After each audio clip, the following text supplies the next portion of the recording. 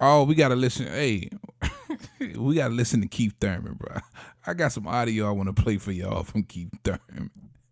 But listen, real quick, man. It's the whole Keith Thurman situation is sad, man. To be Keith Thurman and to be this basically irrelevant, and at this point in your career, at 34 years old, where I feel Keith Thurman should really be one of those guys that's just really at the pinnacle, at the top of boxing.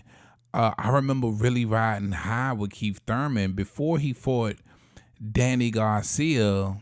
I felt like the sky was the limit. I thought this guy was going to be a part of some of the biggest fights in boxing. I thought, he'd be making super fights at, mid to late 30s. But I didn't see this outcome coming for one time, bro. I got to be real. And then you got to think he's getting older. He's been so inactive. You got kids coming, paying attention to the sport of boxing. A new generation coming in. They don't know who the hell Keith Thurman is. They don't remember, the cat with the long braids that was really, a problem for anybody. It's sad, and he refuses to believe that he's a gatekeeper. But he gotta realize that he's a gatekeeper, and his first task is to try and keep the gate against Boots Ennis. Oh, we gonna get into it. I want to listen to this audio real quick. Let's give Keith Thurman a listen. Of course, I'll entertain a fight with him. If that's the contract that comes in my face, and we can't get a champion, and this is how I gotta feed my family. Like I told whoever was a part of his family to his face. Was that in the plane? Was it him? No, that was at the fight. That was at you talking about Boots Ennis right here, y'all. The fight.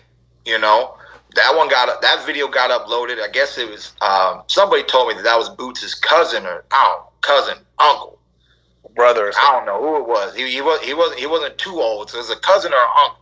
You know what I mean? But that was supposed to be Ennis's family, and it makes sense. They had good seats. You know what I'm saying? So I'm pretty sure that those seats were provided for. It was a Showtime event. Ennis has been a Showtime fighter, so I'm pretty sure those very nice seats that they had were on behalf of Boots' connections through Showtime. Now, with that being said, the man's telling me that I'm scared. The man's telling me this and that. I told him, look, let that light shine a little brighter, Let that light shine a little brighter. Look, man, y'all talk about Ennis. We barely talk about Claressa. She got more height than Boots. She got more height than Boots. And y'all want me to say that he's the one? Y'all want me to say that he's the man? But they were so fast to talk about me and Claressa. Man, look, man, I'm not new to this. And don't pretend like Thurman is, okay? So look at the man's record. Yeah, he's undefeated. And real quick, let's not forget, Keith been waiting on in line to get at the winner of Spence and Crawford. You see they doing a rematch. Bro, it ain't really nothing out there for you. You know what I'm saying? There's no big fights out there for you, especially at 147. And this next fight for Bud and Spence will be at 154. They gone out of 147. 140. The superstars of 147 are gone. It's nothing left but niggas without a lot of hype around them, and Keith Thurman being one of those guys. So it makes all the sense in the world to go ahead and just get this, this Boots in his ass whooping over with. He's been climbing up. Of course you need a shot. I wanted a shot. They never gave me a shot. I had to fight this guy, that guy. I had to live the same life. Then finally, I get my first named fighter, Robert the Ghost Guerrero. Mm-hmm. Did I really want Robert the Ghost Guerrero? No, but Robert the Ghost Guerrero fought Floyd Mayweather. And I'm like, okay, he is an ex-world champion like some other ex-world champions, but he had a certain status. He got to be in there with Mayweather. Now I get to compare my performance, though I'm not fighting Mayweather, but I want y'all to really listen to this part real quick because I'm going to break this down.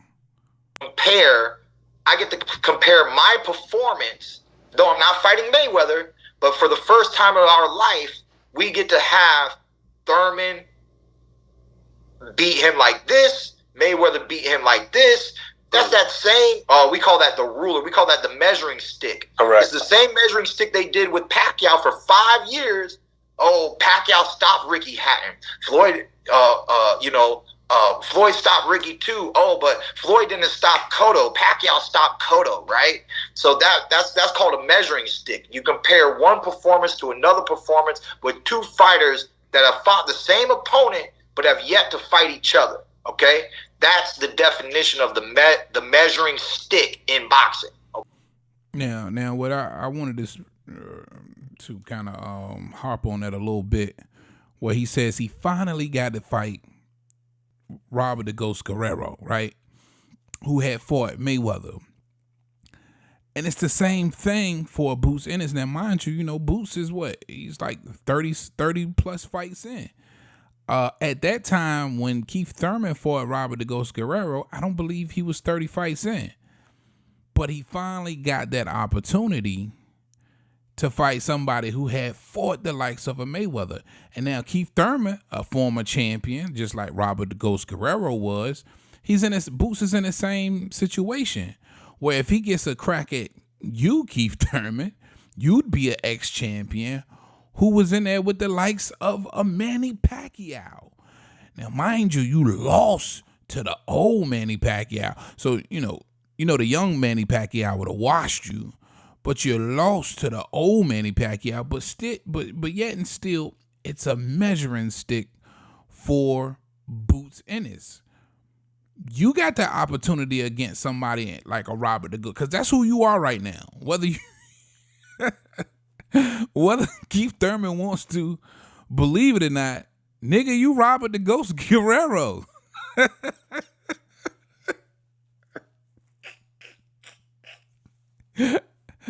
Right now, Keith Thurman is Robert the Ghost fucking Guerrero. And Boots Ennis finally needs to get his shot at a scalp. You collected that Guerrero scalp. Now let Boots go ahead and collect your scalp.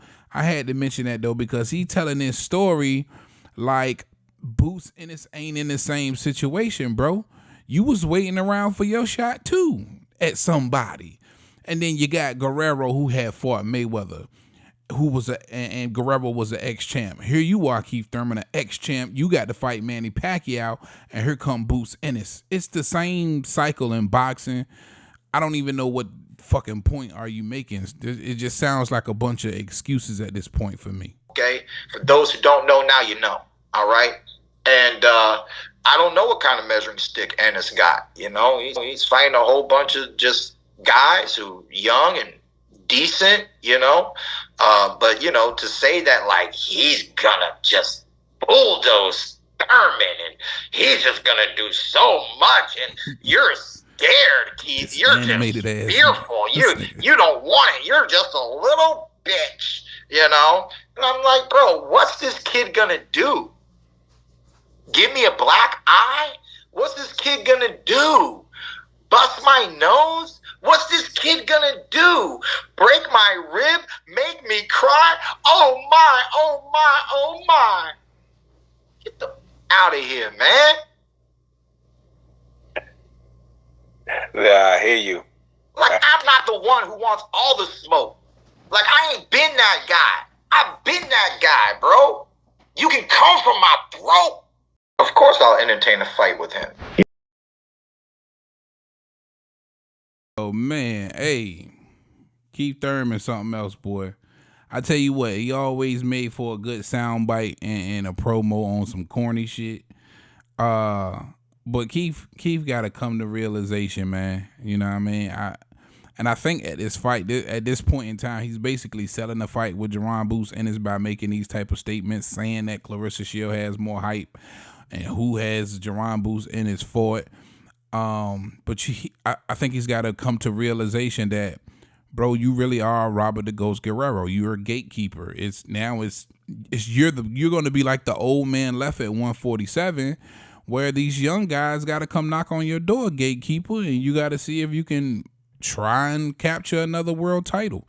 Not saying that Keith Thurman can't do it, because, you know, I always thought Keith was really, really skilled. But do I think Boots win? Yeah. Especially if he comes and you know, puts on a great show with them prolific body shots. I think, you know, Keith Thurman can definitely get knocked out through that body. That body, he been weak bodied for a minute. But can't, you know, come on, Keith. Come on, Keith. You guys let me know what you think about Keith, man. Keith out here bullshitting, and he just need to go ahead and fight one of these young guys, man. It's been too long. You fought like 3 times in the last 6 years.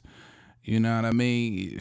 You've been out the ring 18 months. We ain't seen you since February of 2022 versus Mario Barrios. And mind you, he turned Mario Barrios into an avatar for sure. And he looked halfway shot for having been out the ring at that point for like 30 months. And this isn't a knock on his skill. It's just the inactivity that has just killed his career. Again, you got a whole new wave, a whole new generation in boxing who don't know who the hell Keith Thurman is. And even though he can halfway help sell a fight, that star has diminished. And the only way to get it back is just to start fighting these young guys, man. You're a gatekeeper. You know what I mean? It's time for you to try and keep the gate. Maybe you do, maybe you don't. All right, that's what I got, man. Pick Teal Heavy Bag. You guys let me know what you think in the comment section, man. Talk to him, Roger. Most motherfuckers don't know shit about boxing.